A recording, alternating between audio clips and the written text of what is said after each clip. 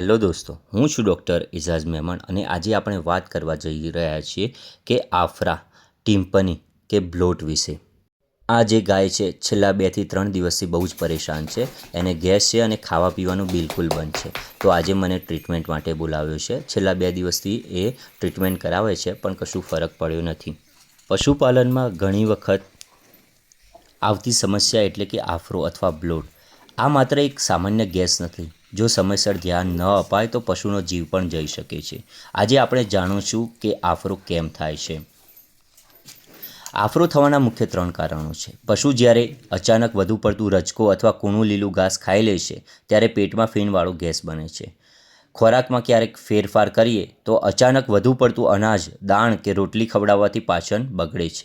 અથવા ભીનું ઘાસ, ઝાકળવાળું કે ભીનું ઘાસ ખાવાથી પણ પેટમાં ગેસ ભરાય છે. હવે એના લક્ષણો કેવી રીતે ઓળખવા? તો પશુને આફરો ચડ્યો છે તે કેવી રીતે ખબર પડે?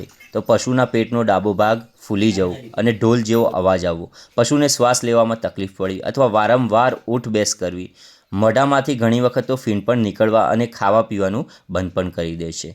જો આવું થાય તો શું કરવું જોઈએ? સૌપ્રથમ પશુને ચાલતું રાખો જેથી ગેસ બહાર નીકળવામાં મદદ મળે.